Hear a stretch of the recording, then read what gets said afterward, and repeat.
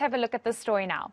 The High Court in Limpopo has ruled in favour of Section 27, declaring the Education Department's plan for pit toilets as unconstitutional.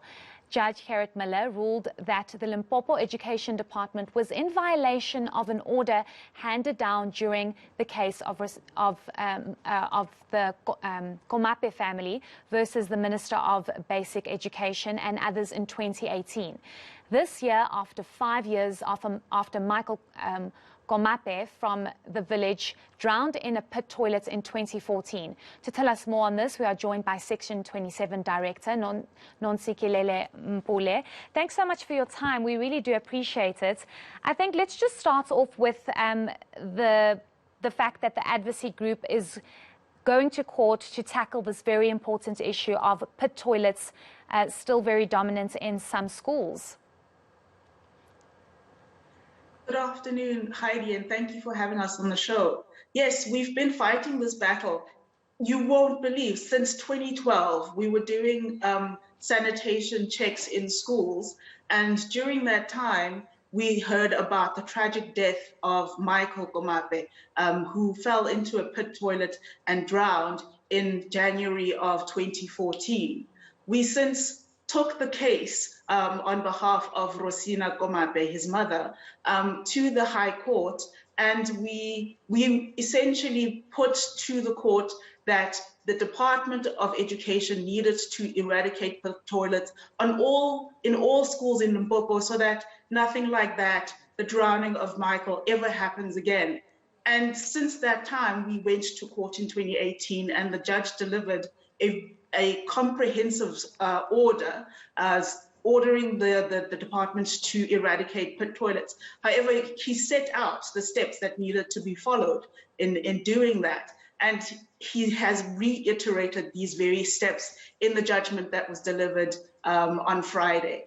So the fight for eradicating pit toilets in all schools, not just Limpopo schools, continues. And yeah, the fact that we had to go to court is quite shameful, actually, on the part of the department, because they themselves have put together a plan, the norms and standards for school sanitation, by which pit toilets should have been eradicated by 2016. It's most certainly, definitely still shameful that there are still pit toilets in 2021. Just speak to us quickly about this High Court order that was handed down just recently. It seems as though it's forcing the Department of Basic Education to listen to the order that it needs to eradicate these pit toilets. I know this was about last week sometime. So the Judge Muller delivered his judgment on Friday afternoon, and the order is very clear. It says that the department needs to submit a revised plan, which is detailed and comprehensive. So they need to go and identify the schools that have only pit toilets, the schools that have pit toilets and other kinds of toilets, and schools that have sanitation or at least ordinary toilets, but still have pit toilets that are not in use. So it's a very detailed order that sets out clearly what the department needs to do. It needs to do an audit of all schools in Limpopo that have pit toilets, and that way they can then set out the plan that will get them eradicated. And the judge has given them 90 days to present this plan. They also need to ensure that all of the projects that are going on nationally, like the CD project or the SAFE project, are consolidated in terms of an understanding of what has been completed and what still needs to be done. So that, what we see from this order is that the judge has agreed with the stance that Section 27 put forward in our court case. And so we are very pleased with the judgment as it came out on Friday.